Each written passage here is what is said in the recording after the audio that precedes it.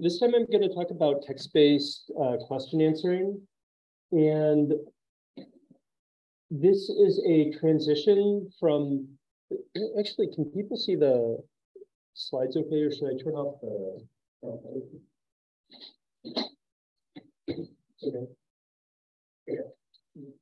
So, yeah, so this time is text-based question answering. We are going to transition from like kind of basic concepts, modeling ideas, debugging, interpretation, and stuff like this. And now for the next 4 lectures or so, I'm going to be talking about applications. And I mentioned this at the very beginning of the class, but the goal of talking about these applications is not to say that these are the only applications of NLP, because there's many, many applications of NLP.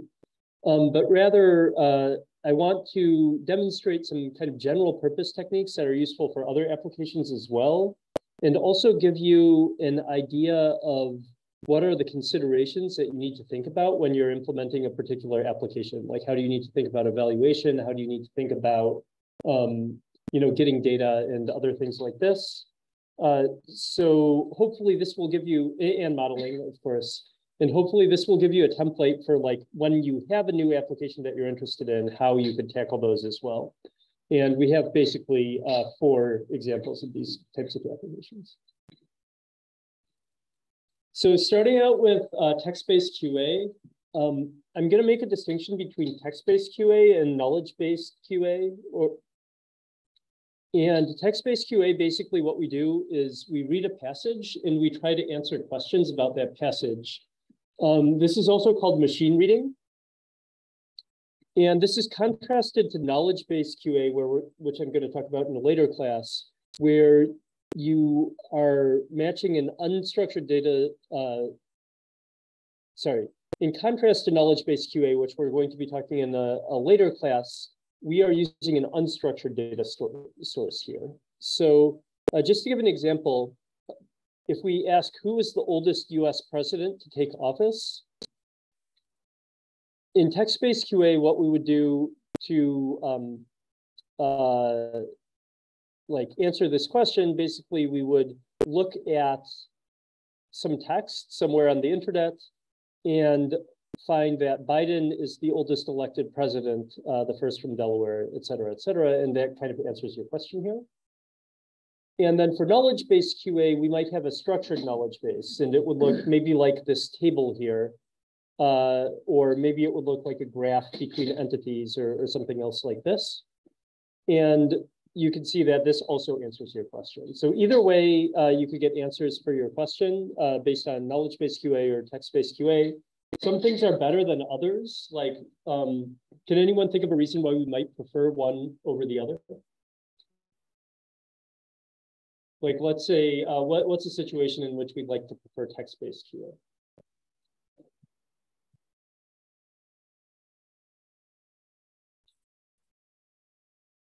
Any ideas? Yeah, if you don't have a knowledge base, or you don't have a knowledge base that that has the ability to answer the question that you want to answer. So my favorite example is when I was in the grocery store, I saw cured bacon and uncured bacon, and I just wondered what the difference between cured bacon and uncured bacon was. So I asked my Google Assistant, what is the difference between cured and uncured bacon? And I don't think that exists in any knowledge base somewhere. I don't even know how I would express it in a knowledge base, but nonetheless, it was able to give me a textual passage that answered that question for me. And does anyone know the difference? No. There are nitrates in cured bacon, apparently. So there you go. That was the most important thing you're going to learn today. So then, why would you prefer knowledge-based QA? Any ideas?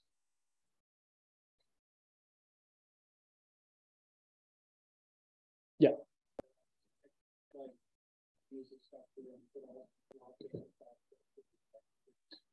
Might use the structure of the knowledge base to be more accurate. Yeah, I think you could say that. Maybe there's precisely a couple of situations where it might be more accurate, or where you might be able to use it to better effect. Yeah.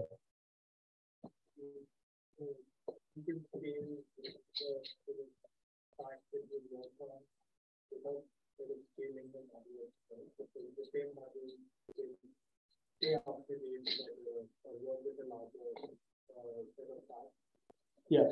So just to repeat the answer, you could scale the number of facts that it could work on without necessarily scaling the model. And this is a very good point. Like if we're talking about table-based QA, let me say I wanted to answer a question. How many cities are there in the US with a population of more than 100,000 people? That's a pretty large number of cities, right? And so that's pretty hard for a text-based model to answer unless it's explicitly stated in text somewhere, which maybe it is, maybe it's not. But if you queried a knowledge base, you could just do a SQL query, for example. It would be like count cities where population is greater than 100,000, and you would get the answer immediately. Any other ideas?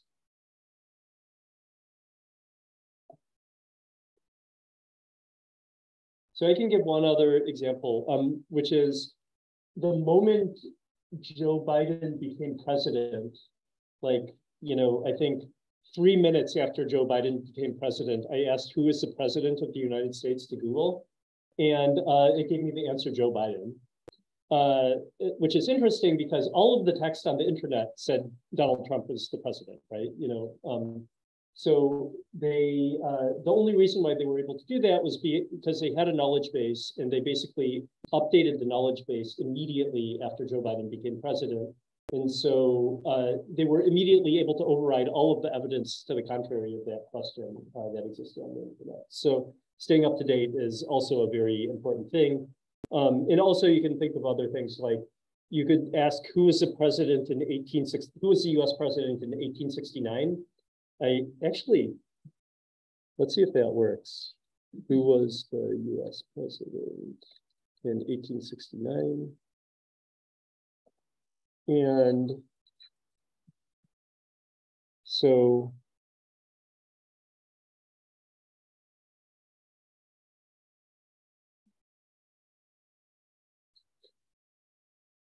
that, I'm not sure if it actually got that from text or otherwise. And actually, that's a complicated question because there were two presidents in 1869, apparently. So it didn't get it. It didn't get it entirely correct. So, no, but there were two presidents. He started being president in 1869. So there was another president who was also president in 1869. In the old days, they are not even in months. So basically, like you can see that Google failed at doing this, possibly because it wasn't doing any sort of like symbolic reasoning. And the correct answer would have been Ulysses S. Grant, and whoever was president before Ulysses S. Grant. I don't remember who that is. Okay, so anyway, like long story short, the trade-off between the two is text-based QA is kind of like fuzzy. It can answer things like questions about bacon or other things like this. But on the other hand, it might be imprecise. It's only as good as the text that you're querying over. So if the text is incorrect, then your answer is going to be incorrect. For knowledge bases, you can curate your knowledge base as much as you want, make sure it only includes or mostly includes correct facts, and it can answer things more precisely. You can also do symbolic reasoning and other things like that. Oh, Andrew Johnson. Oh, Andrew Johnson. Okay, sorry. Andrew Johnson was the other answer. So another thing I'd like to talk about is question answering formats for text-based QA. And there's a lot of different questions you can answer. These are the same questions that humans answer on tests or other things, but basically multiple choice question answering, span selection, close or fill in the blank style questions. And another thing is information extraction. And basically multiple choice questions I think are pretty obvious. Span selection and close I'm going to talk about in a second. Information extraction, basically what it's doing is it's extracting a structured knowledge base from text. And then you could use that to do, kind of scalable inference, multi-hop reasoning, other things like that as well. I'm going to talk about that a little bit in a coming class, but not a whole lot. Okay, so multiple choice question tasks. There's a few, actually a fairly large number of examples of data sets. I'm just giving a few of them here. One of the more famous or older ones is called MC Test. And basically what MC Test does is it gives you a passage. This one is a passage about James the Turtle. It's a story about James the Turtle, and then you get questions like, what is the name of the troublemaking turtle? Fries, pudding, James, or Jane. What did James pull off of the shelves in the grocery store, and like various things there. Another interesting data set that people have been working on recently is a data set called RACE, and this is from actual tests of like English for people who are, I think, trying to pass Chinese university entrance exams or something like this. So it's a kind of nice data set that's actually used to test humans on reading comprehension. So why would you want to do multiple choice question answering in the real world? Like what would be a real world application of this? Any ideas?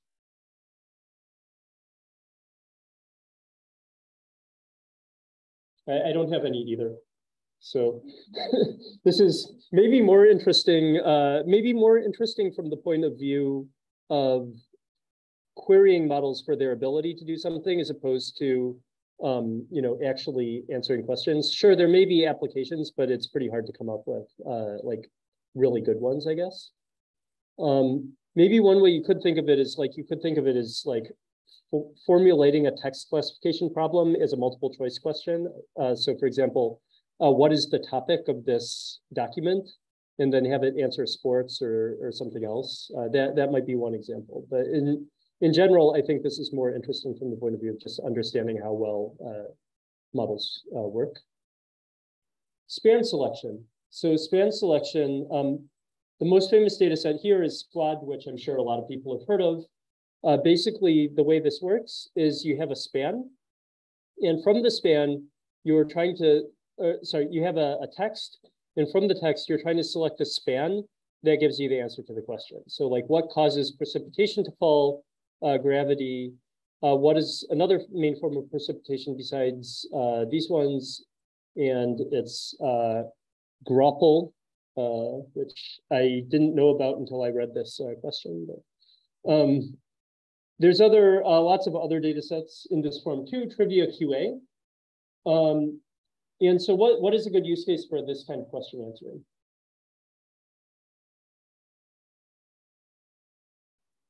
Any ideas? Yeah. What in general, for example, Google also has like a bunch of text which searches through for answers it doesn't have any metadata. So in search in general can be a good use case. Yeah, exactly. So search, like you just saw me do a search where it returned some text, and that text was probably extracted from the article that it used as evidence, right? And so very often, if you do like Google search or something, it will return a text that answers your question, but it will also highlight like important spans in the text so you can focus on them. So so that's a good example, very widely used. Yeah. Normal people call Grapple snow pellets. Snow pellets, okay. Grapple is apparently also called snow pellets. I've heard of that. Okay. So now let's move to another one, closed questions. So just to give one example of a data set that was used for closed question answering, we have the CNN Daily Mail data set, and this is created from summaries of articles. And basically what you need to do is you need to guess the entity that appears within the summary of the article. So they identify the entities in the summary. So it says here, producer X will not press charges against Jeremy Clarkson, his lawyer says. And the way they got this was by taking the summary that said producer Oysen Timon will not press charges against Jeremy Clarkson, his lawyer says. And then they replace the entity with an X here. And of course, there's other closed data sets. I'm sure people have been, have tried fill in the blank questions in your own like test taking experiences. And so what about this? What would be a good way to use something like this?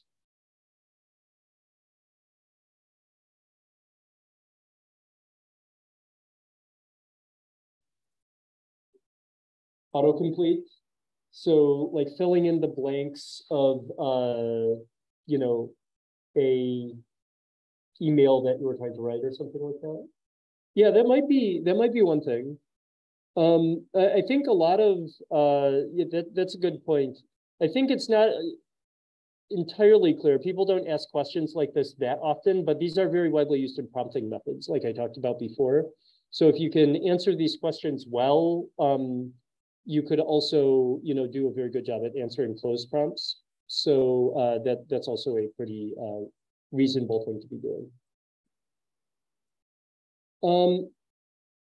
So finally, I talked about a lot of forms of methods, but there's also forms of QA. This is a much broader form of QA called generative QA. And basically what you do is you're asked to generate an output. You have absolutely no constraint on the output, and you can just generate whatever you want.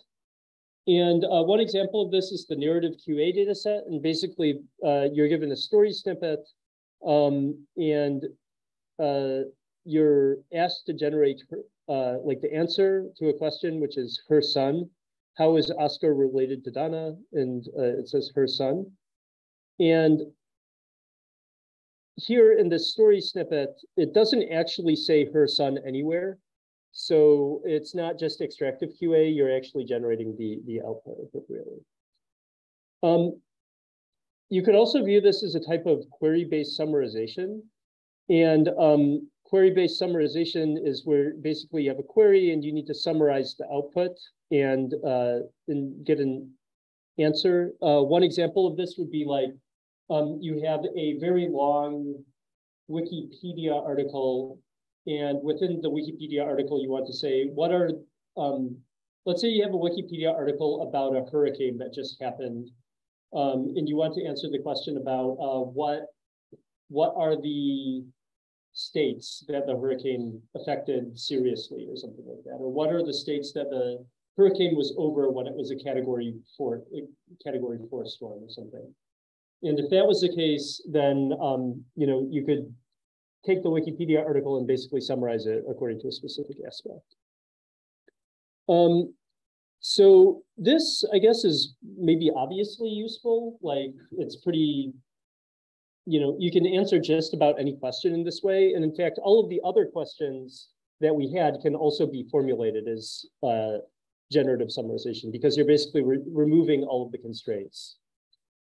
One problem with not having it be constrained in any way is that evaluation can be difficult. So if you start talking about like evaluating the arbitrary answers, what if the answer to this question, instead of being written as her son, was written as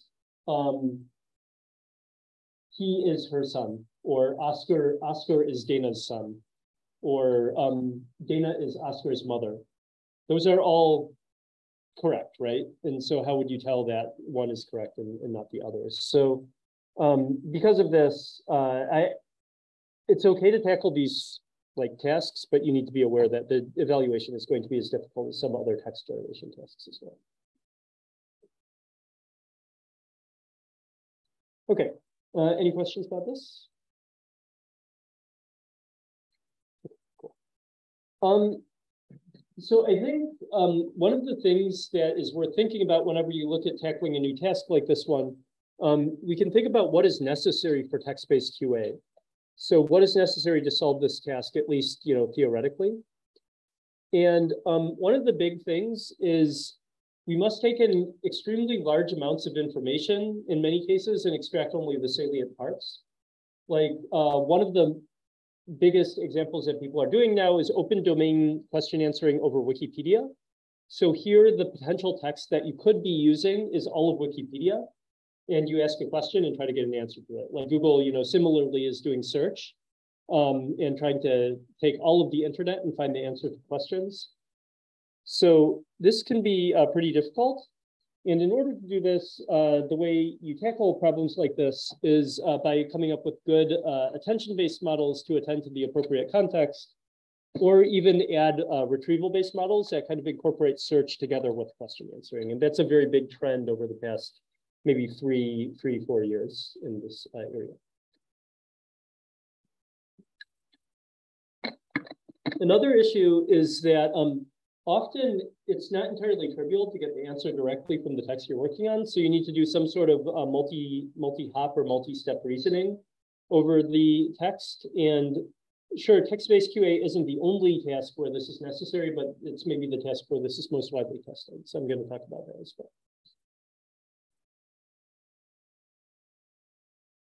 Okay, so I'm talking about models for machine reading. There's a couple ways that you could do machine reading. One way is you encode the document in the question and then generate an answer, which could be, for example, a sentence or a single word. And kind of the overall way of doing this is basically you take in the document and the question, you encode them together, and you make a prediction. And this is, depending on where you make kind of independence assumptions about your encoders and stuff, this could either be called the bi-encoder or joint encoder frameworks, which I'm going to be talking about in a second. But that's the basic idea. So the great majority of the methods that do this now are based on pre-trained contextualized representations. I used to have, when I taught this class, a much more extensive like way of presenting all of the different methods that you could be using to do this encoding, but now the answer is basically use dBERTA or strong pre-trained model, and you can do a pretty good job of doing this encoding. I definitely, like, if you're trying to build a competitive model, don't use BERT, because BERT is, kind of out of date by now for these things. At the very least, use RoBERTA, probably dBERTA, but you don't really need to think that much more about that specific part. There are other things that you can be doing, but most of them have to do with like data augmentation or retrieval or like methods for training the models. One important thing that you should be a little bit careful of is word classification versus span classification. So in span-based models, you need to choose a multi-word span. So this is particularly for like the extractive question answering where you're picking a span.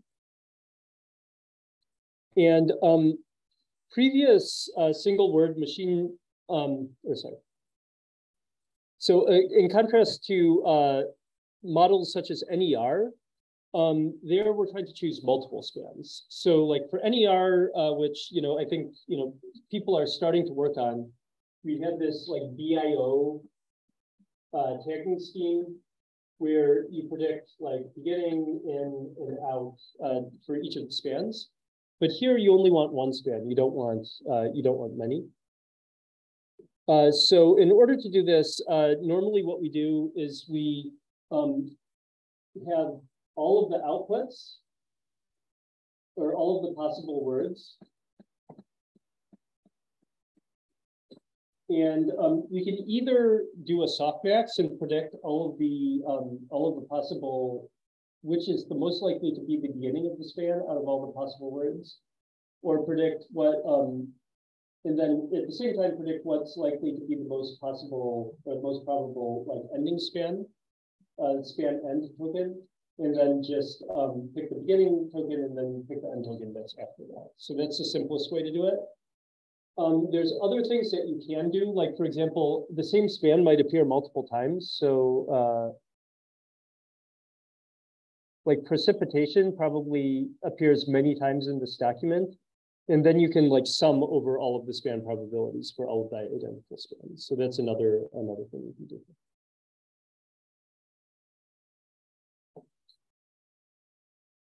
So going to generative QA models, basically the way generative QA models work is you feed in the input passage in question and use the decoder to output the answer. So this, in contrast to the models that I talked about before, where we're doing kind of this by encoding and then predicting the start and end of the span.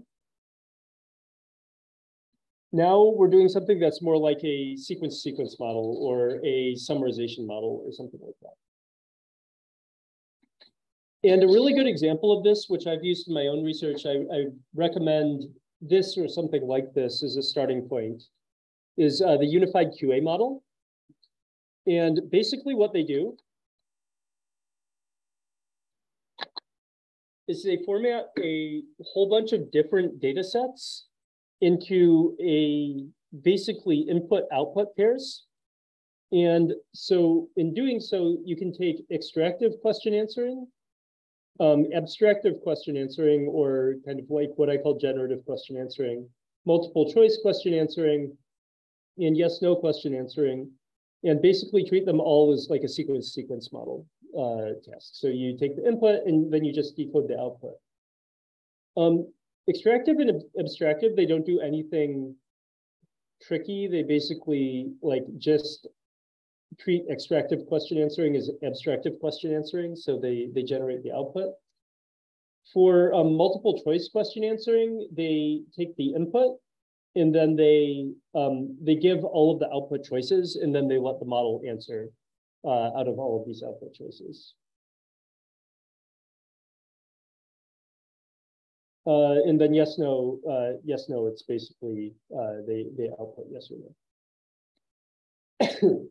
And they in this case they use the T5 model as a base model. T5 I talked about before. It's a sequence pre-trained model, and they then take T5 and they fine tune it on all of these question answering tasks. So it basically becomes a T5 model that's very good at performing question answering because it's been trained to do so.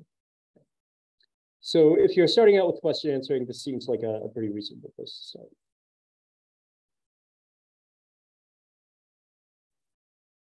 Okay, any questions there?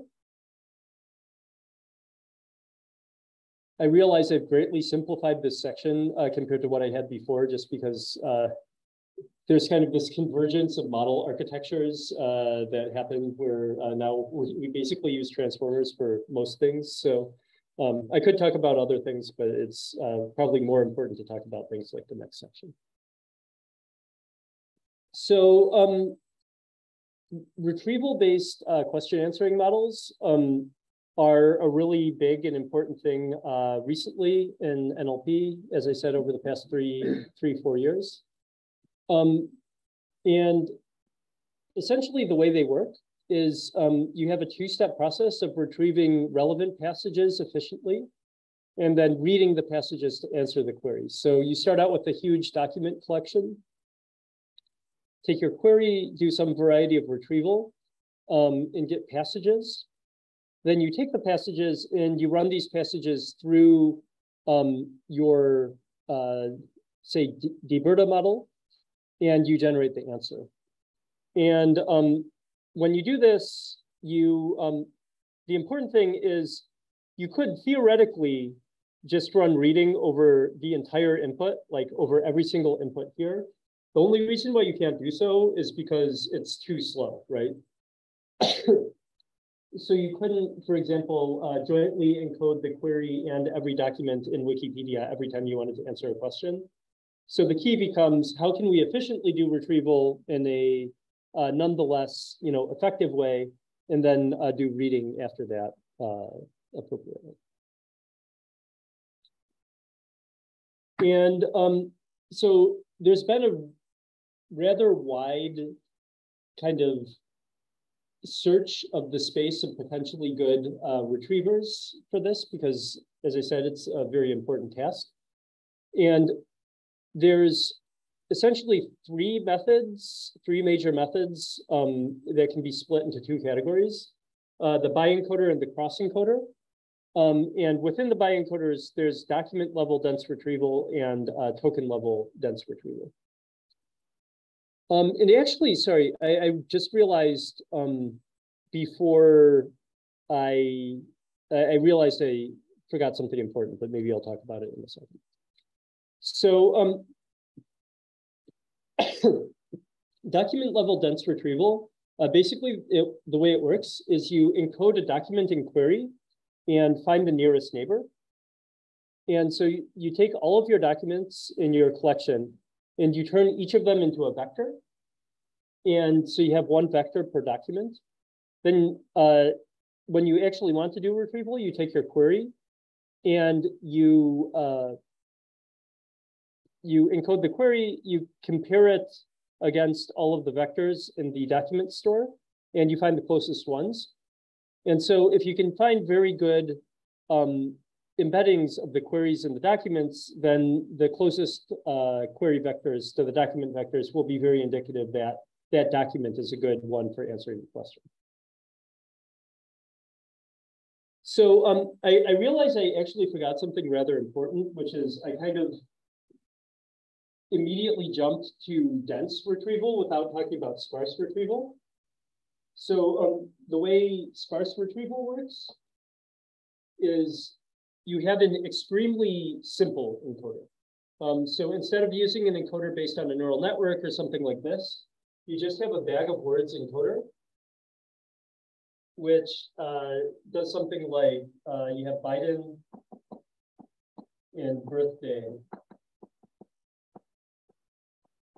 and then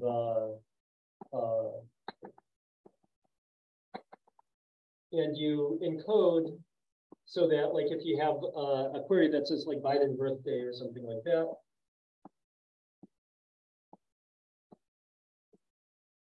you get a vector that has one that's like a one hot vector for each of the things in the query. It's a frequency vector for each of the things in the query, and then you combine it. You compare it together with a vector for each of the documents. And then there's other methods for doing this. Like I think many people have heard of TF-IDF, where you basically upweight, you add weights to these like existing values here, where you upweight things that are frequent in the document but infrequent overall. Then there's another adjustment to TF-IDF called BM25, which is kind of like an extension of TF-IDF. And then you just take the overlap of these vectors. And so these have been around for a very long time. They're like, very standard retrieval methods. But interestingly, they're also very, very competitive. Like it's relatively hard to, or at least in 2020, it was relatively hard to come up with a method that beat, like BM25 or TF-IDF, even using BERT or like other strong encoders. So these are good things to know about, and they're also often used as a component of training neural network-based retrieval models. So just to give an example, DPR, they learn encoders that try to identify documents that correctly answer a question for a particular query. But when they're training the encoders, another important thing when you train encoders is because you can't encode your entire document and compare to like all the documents in your corpus. You generally come up with like one positive example and several like negative examples, and try to upweight the positive example and downweight the negative examples. And when you do this, if you just randomly pick negative documents from the entire corpus, the negative documents will be very like irrelevant, right? Like most documents on the internet are irrelevant to any query. So it's common to do something called hard negative mining, where hard negative mining basically tries to find documents that are close but don't actually answer the question. And the way DPR does that specifically is it uses BM25 to look up the documents that look relevant, but then it trains the model to distinguish between the irrelevant ones and the relevant ones. So that's the way basically DPR works. And DPR stands for dense product retrieval.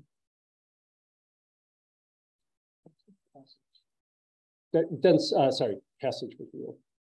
I was because you're taking the dot product between this and this, so it's dense passage retrieval. Okay. So another recent method that improves upon DPR is called Retrieval. And the way that this works is basically one issue with DPR essentially is that you actually need to train it on like things labeled with positive relevance or negative relevance. And in order to do that, you need like question answer pairs or something like this. And so that somewhat limits you in the amount of data that you can train a model on. And so what they do here is they do contrastive learning, where they use two random spans from the same passage as positive pairs just to kind of increase the, two random passages from the same document as positive pairs, because that allows you to train over, many, many documents, basically all the documents that you have, because you don't need any explicit positive labels. So another thing is, it seems like this is a good idea overall compared to like taking a query and a document and jointly encoding the query and document in BERT, because now you're getting a vector from each of them, and taking the dot product between vectors seems a lot faster than like jointly encoding something using BERT, right? So that's a lot faster already. But if you're starting to scale this up to all of the documents in Wikipedia, this becomes rather slow, because still taking the dot product between, a single query and a vector for all the documents in Wikipedia would be, taking a dot product over like millions of vectors, right? So that's not easy to do. And so what we do instead is we use approximate nearest neighbor search with libraries like FICE and SCAN. And that allows us to basically perform nearest neighbor search in sublinear time, so you don't have to enumerate all of the outputs. And there's a number of ways to do this. One way to do this is called locality sensitive caching. And the way this works is you kind of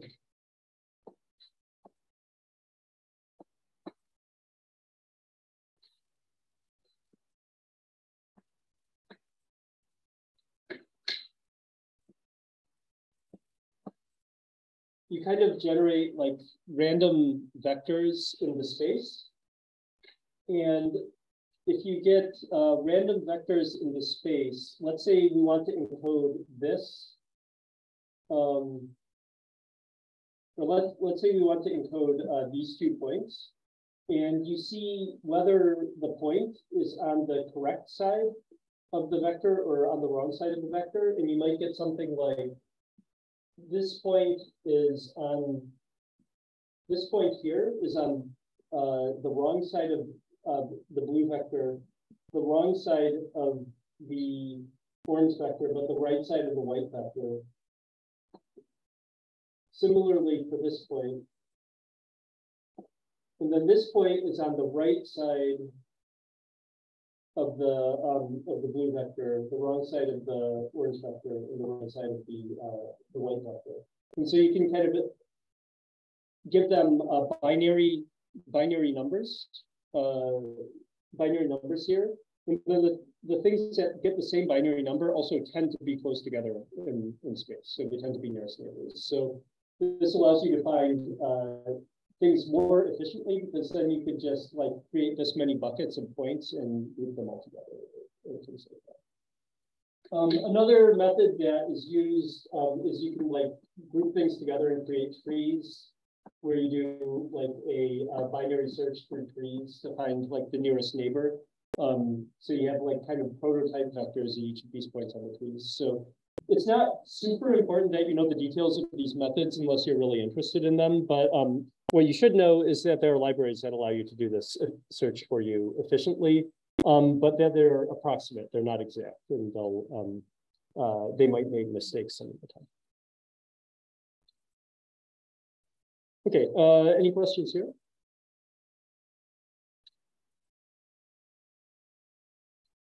Okay, so I see a question on Zoom. Does sparse and sparse retrieval mean the vector representation is sparse? And yes, exactly.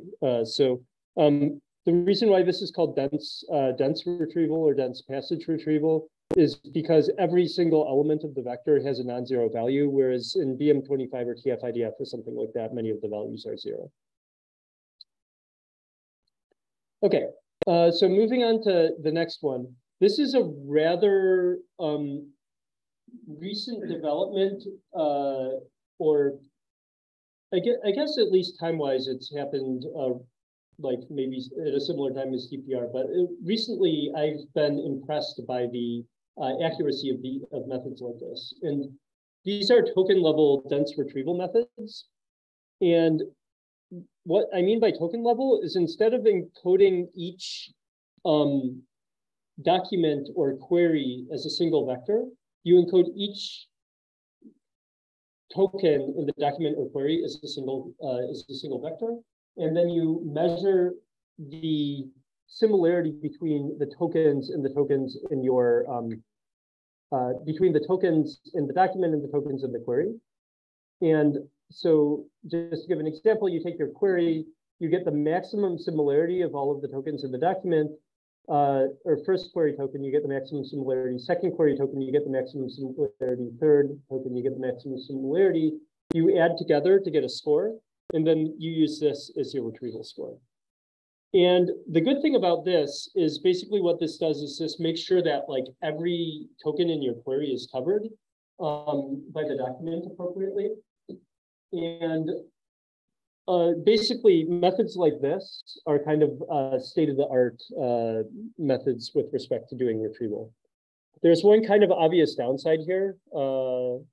Any stabs at what that is? Yeah.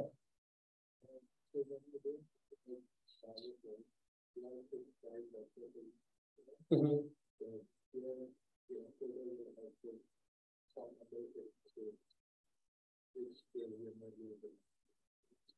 Yeah, so just to repeat the answer, when you're doing something like a bag of words vector, or you're doing a DPR or something like that, you have a fixed size vector for each document.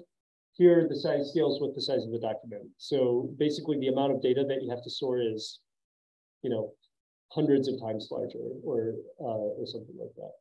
Nonetheless, if you're not worried about memory or disk space, you can use these approximate nearest neighbor search methods to search in sublinear time. So basically your search time might only scale up by a factor of 2 or 3 or something like that.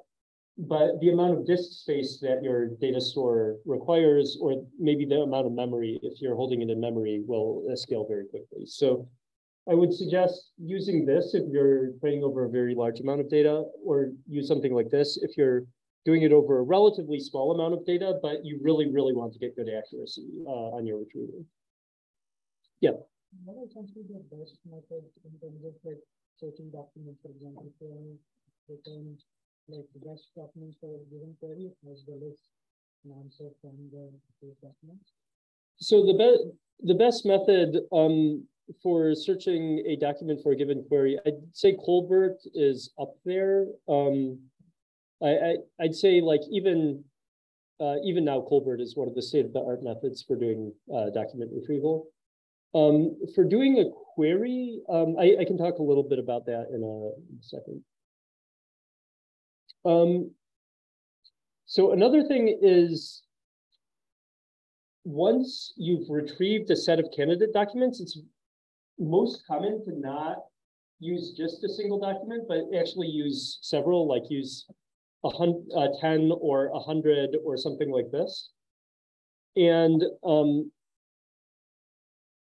if you want to retrieve 10 or 100 documents, but then you want to decide which ones are the most useful ones to be used, you can now do a more expensive process. Like you can take in the queries and the documents and jointly encode them together and make a final decision about whether that's a good document or not. And this, in general, almost all of the time greatly increases your accuracy, because now instead of encoding the query and the document separately, you can encode both of them together.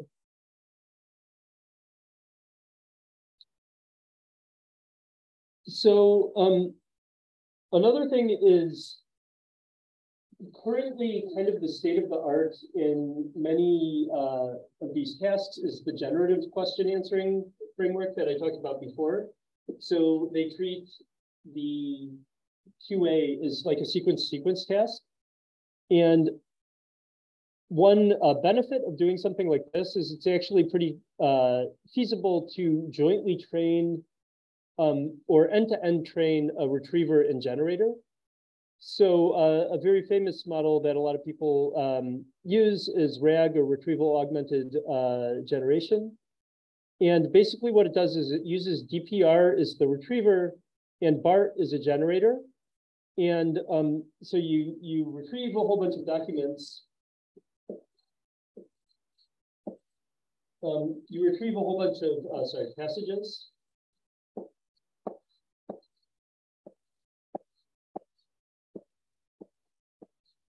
And then you feed them through BART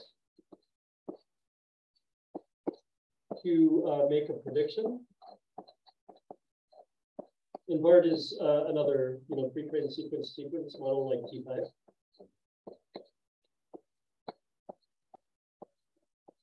And then you get the prediction probabilities.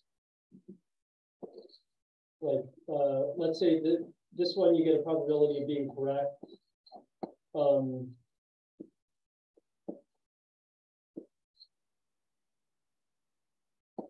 So this one, you get a high probability of getting it correct. This one, you get a moderate probability. This one, you get a low probability. And basically, you feed this back into the training of the retriever that is retrieving these documents. So you have your retriever.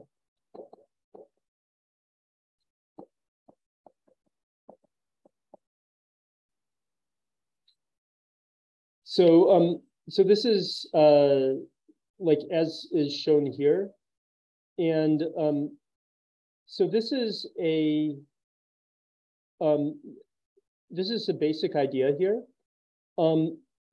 So Atlas is a kind of expansion of this, mostly to like adding a better retriever and adding a larger generator. And this is a pretty strong model. This is our recent work, which actually I don't think is online yet, but it's interesting. So I'd like to talk about it nonetheless, and we'll be putting it online soon. Basically, what it does is it puts both the retriever and generator in a single model, and trains both of them together. And the way this works is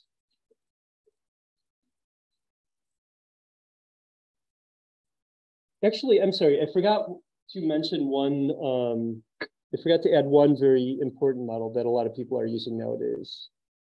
And it's called the fusion and decoder model.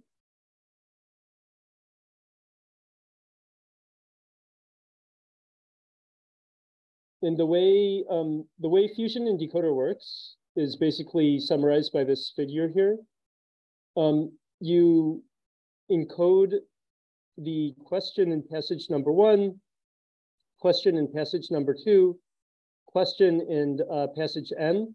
Then you just concatenate all of them together, and you use these concatenated representations in the decoder to generate the answer.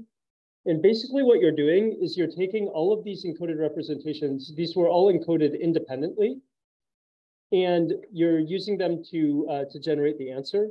And the reason why it's called fusion and decoder is basically it's leaving the choice of which passage you use entirely up to the decoder. The decoder is like, basically, it's given the ability to choose which of the blue or yellow or green things that it should be using. And this is really, it's a strong model. It also has the advantage that, like, for example, you can encode all of these things together and then throw away, like the computation graph to do the encoding, and just keep the encoded passages here for the decoder, so you can scale up to much like longer sequences than you would be able to do normally. And What we do in this paper here basically is I identify the fact that Fusion Encoder is a very good model for choosing which content you should be using. And in addition, the attention that Fusion Encoder is paying to the inputs is also a good indicator of whether those are things that you should be retrieving in the first place. So basically, we train a joint model that uses the attention that the decoder is paying to the inputs as essentially an indication of whether we should be retrieving the model in the first place. So it's kind of, I like this idea because we're removing the sense of a separate retriever and generator, and we're just we have one generator, and then it as a side consequence, you're also able to get a retriever. So if you're interested in this, we can share the paper with you. Okay. Are there any questions? Sorry, I know this was a lot of stuff. But...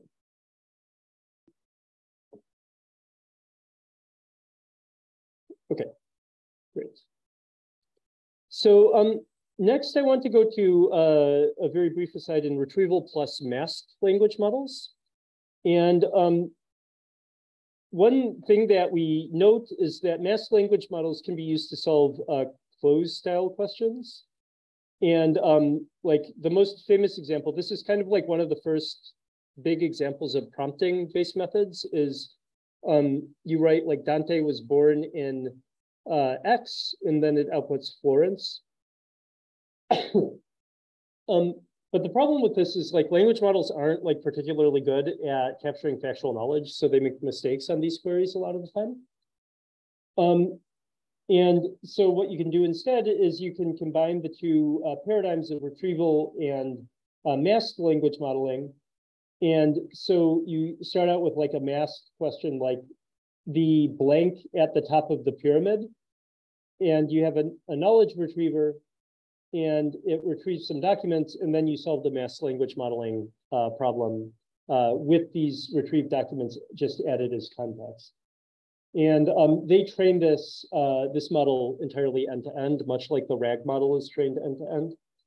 And by doing this, you're able to answer not generative questions, but close-style questions as well. This isn't used super widely, actually. I think part of the reason is because they didn't release their code. So yeah, if you make something useful, it pays to release your code, because then a lot more people will use it. So. Okay. So next thing I'd like to talk about is data sets. And question answering is really big right now. It's a very hot topic. And it's also a very widely used topic for kind of figuring out the capabilities of language models, which is something that people are very interested in nowadays.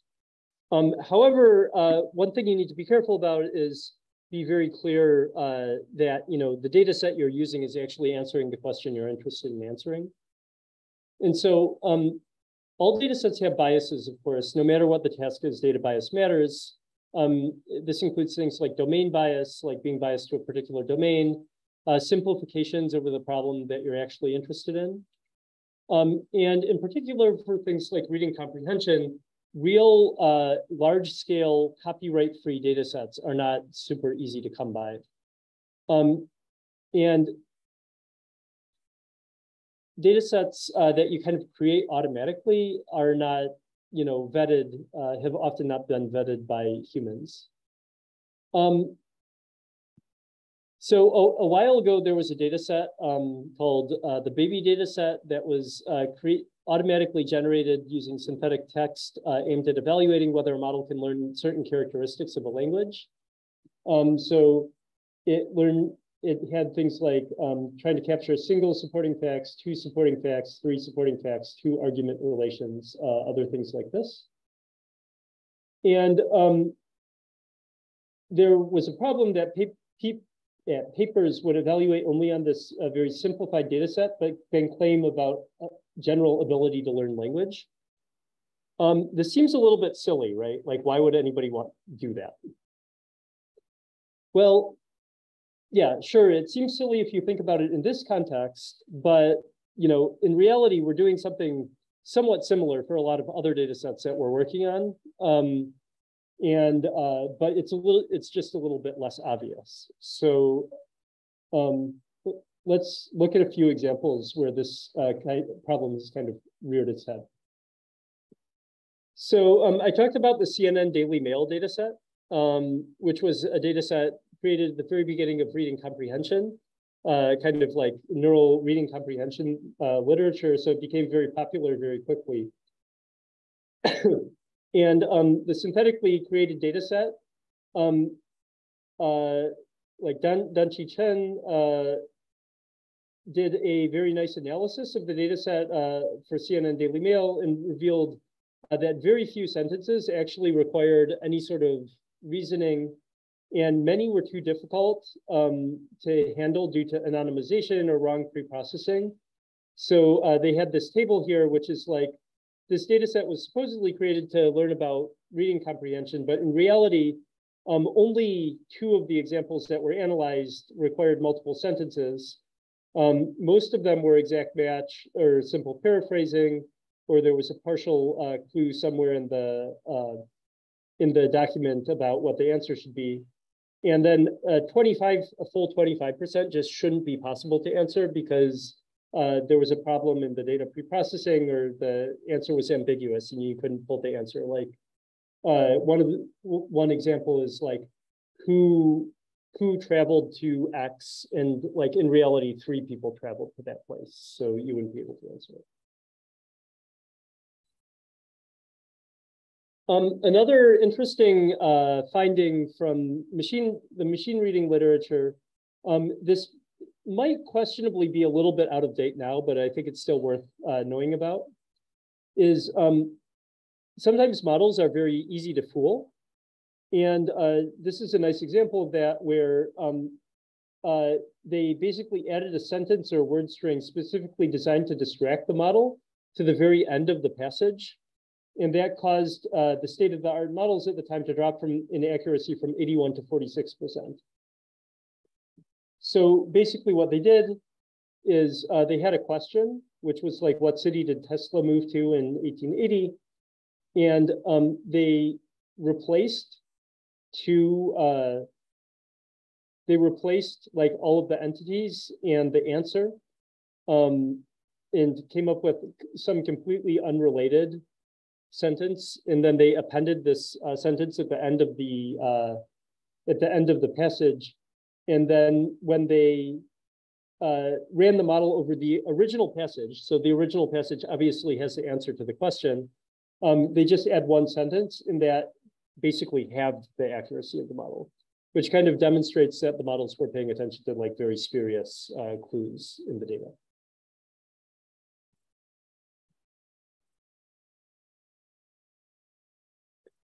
So another interesting idea in dataset creation, which has good points and bad points, but I'd like to cover it anyway, is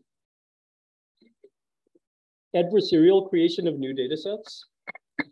And so the idea basically is to create datasets that current models do poorly on, but humans do well.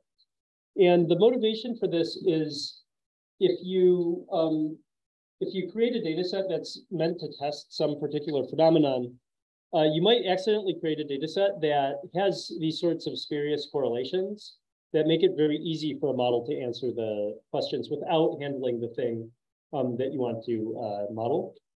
And so the way they do this is they generate potential answers from a language model. So they create a data set. They have like a question or something like this. They generate potential answers from a language model where all of the answers are probably wrong because you're like not looking at the passage. And then they find ones that a QA model does poorly on, and then they have humans filter for naturalness, or they have humans filter for whether it looks like an appropriate question or not. And so the advantage of this is you're using a current QA model. And so because of this, you're going to find lots of examples that are hard, right? They're challenging for current models, but maybe would be good for improving model development.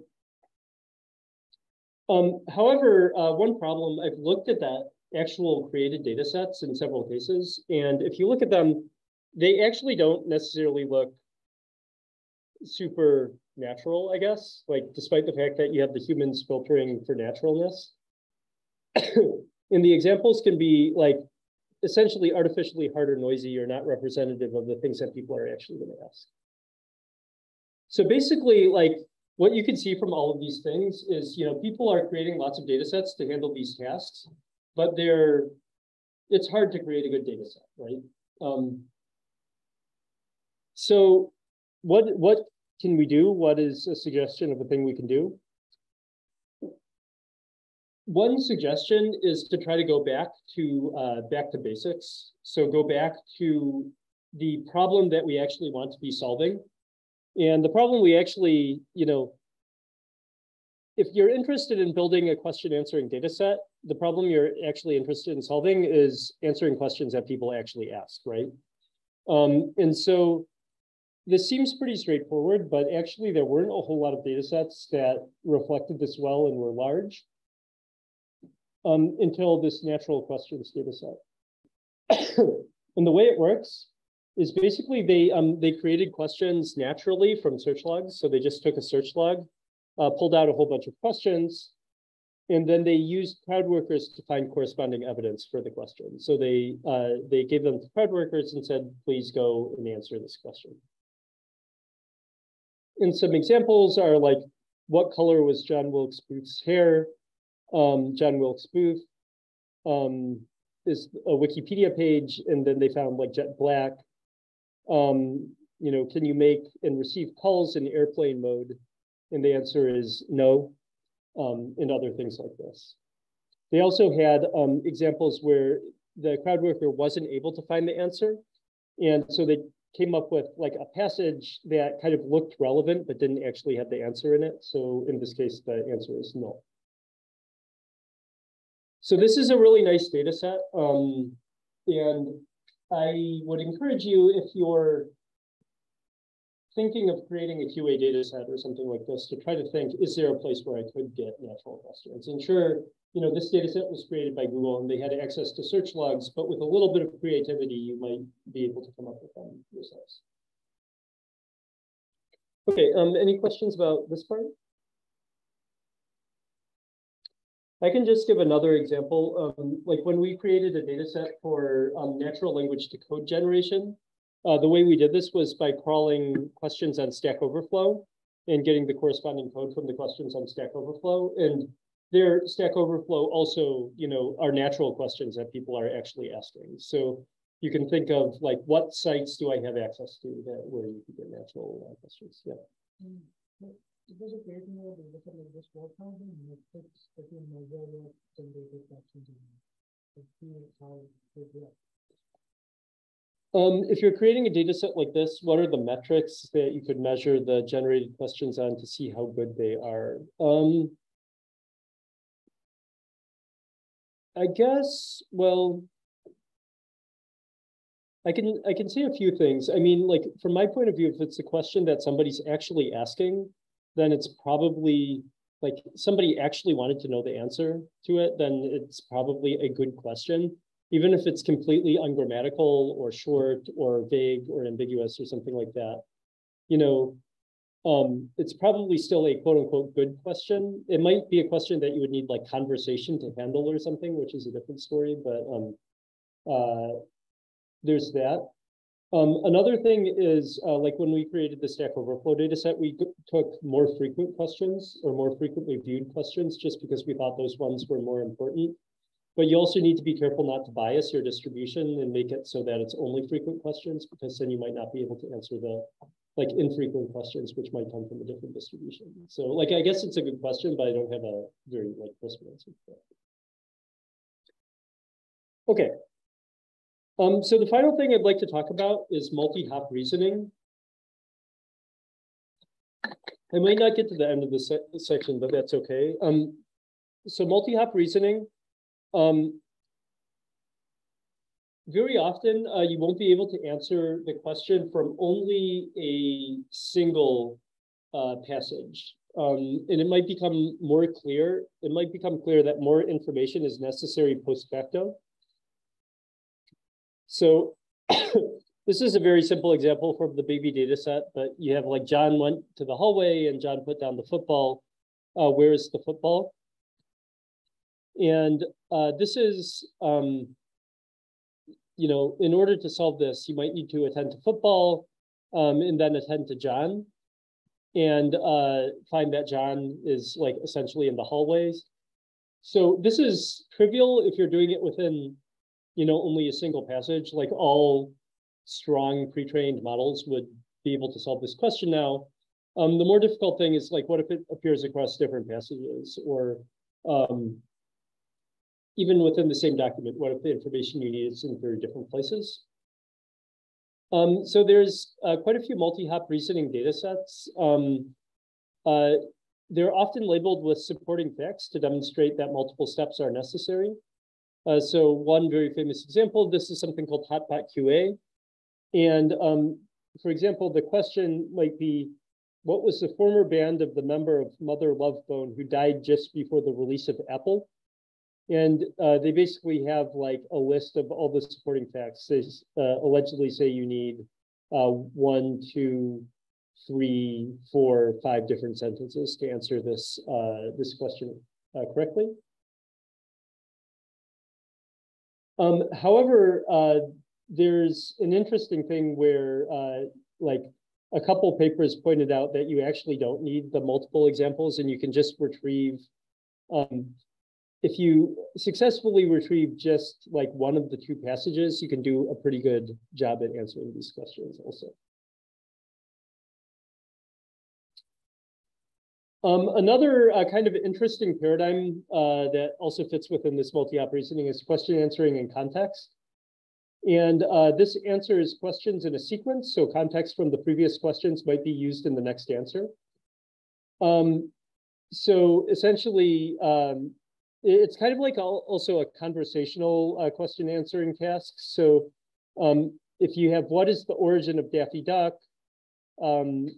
First appeared in Porky's Duck Hunt. What was he like in that episode? Assertive, unrestrained, and competitive. So you can see that if you just asked what was he like in that episode, you wouldn't be able to answer the question if you didn't know it was talking about Daffy Duck. So basically it's conditioned on the previous context. And other things like this. So yeah, and actually one of the things that people might not realize is that like virtual assistants can do this now. So like if I ask, what is the weather in New York today? It gives me the weather in New York today, and then I think this will work. It works on my Google Assistant at home. I could say, what about tomorrow? It gave me the weather in New York for tomorrow, not Pittsburgh, which, you know, it would do normally. So you can see that this is also important or useful in like actual working systems as well. Okay, so explicit question decomposition for multi-hop reasoning. In many multi-hop questions, it's possible to split into multiple questions. And so we have like natural language questions over various information sources, like what color are the majority of the objects, from what yard line did Shane Graham kick 2 field goals, etc. And there's this paper called Drop that basically decomposes them into different, like, essentially questions or operations that we need to solve the question. We can also decompose things according to rules. So we can just take like the syntactic structure of the sentence and decompose it into multiple sentences. And I talked about this before in the prompting section. I just kind of talked about it as an aside, but there's the idea of chain of thought prompting, which basically you know, when you give the answer to a question, when you're demonstrating to a language model how it should be answering a question, you give it like multiple questions or reasoning steps to how to answer that. And then the language model is able to generate those reasoning steps and then get the output. That's kind of like this idea here. And in fact, I probably should have added it on the slide. I just forgot to do so. But in that case, you have a single language model that's doing both the decomposition and the answering, as opposed to having a separate model that's doing the decomposition.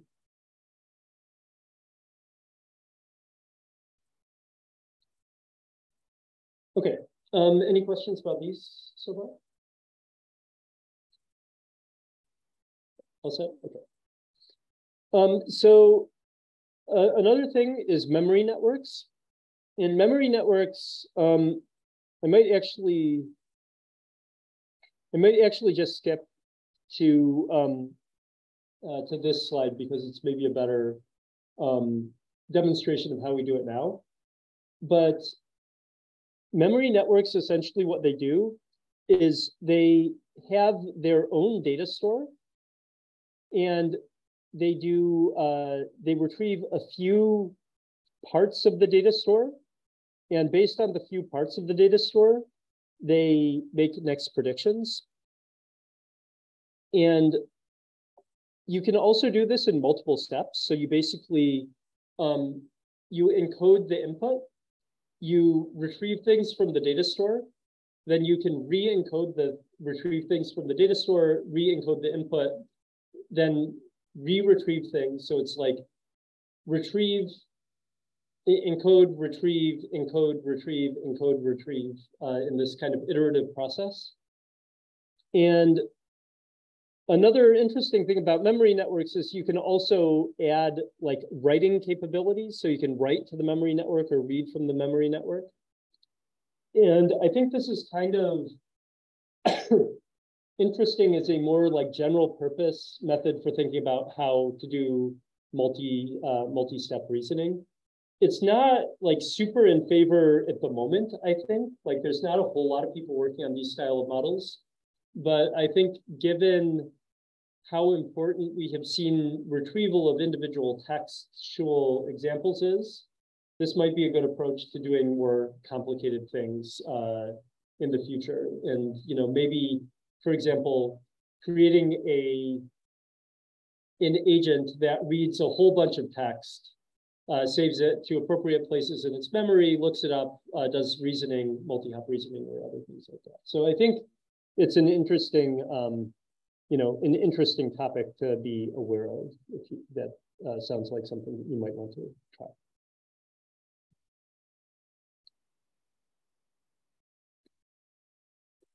So one thing that I'd like to point out actually is, I think Bob is probably going to talk more about this in the semantics course, but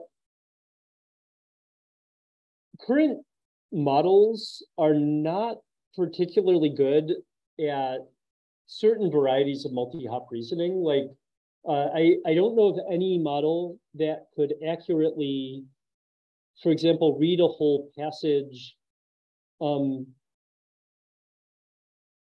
Just to give my favorite example, there's a Wikipedia article about all the pets that presidents have, that US presidents have had. And I asked a question about that. How many US presidents had a pet cow? And the answer is 3. So 3 presidents had pet cows. But in order to do that, you would need to basically read large amounts of data and then do a count query and other things like that. You also can't solve it just by kind of knowledge-based question answering, because the description of all the pets is in free-form text. So you have to combine together free-form text and doing reasoning. However, I would like to point out that kind of deep reasoning and drawing inferences, making existence queries, or counting things up, or other things like this, is something that actually traditional semantic representations are quite good at. So they can answer questions about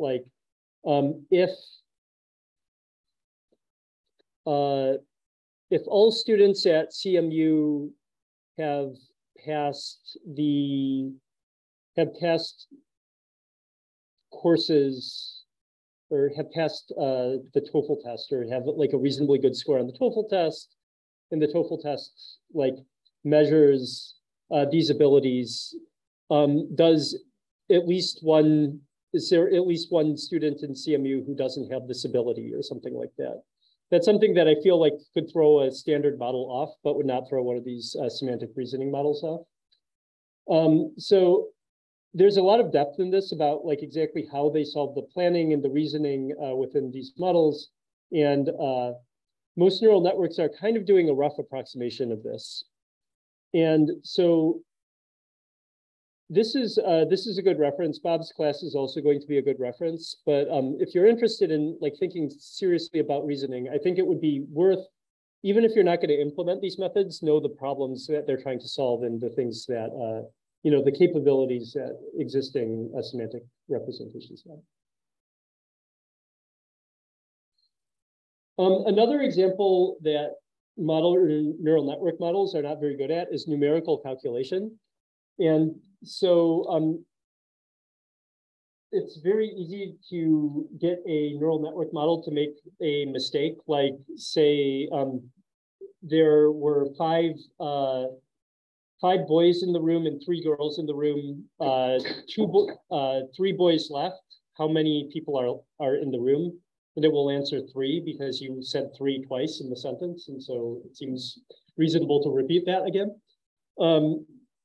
And even just representing numbers, this is an example from word embeddings. Basically, they trained word embeddings of numbers, and they got a very nice correlation of all of the things that were included in the training corpus, but everything outside of the training corpus.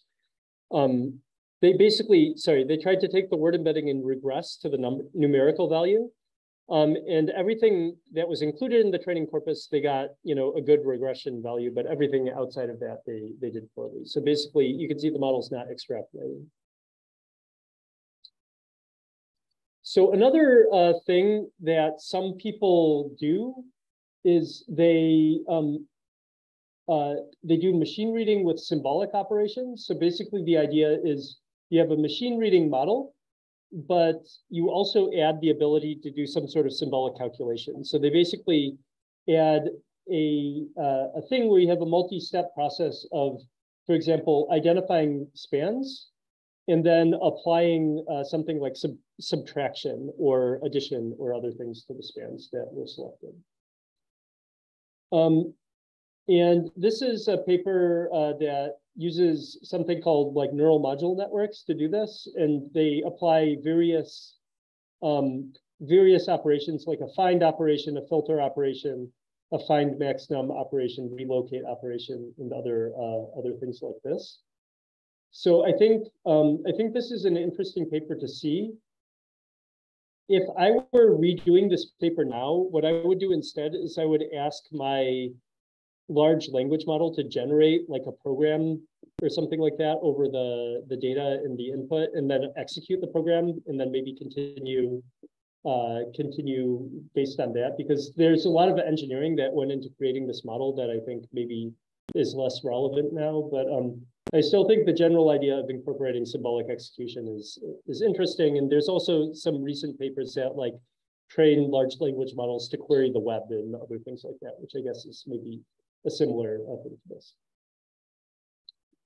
Okay, so that's all I have. Are there any other quick questions before we wrap up? Okay, if not, I can take time up here afterwards. So yeah, thank you.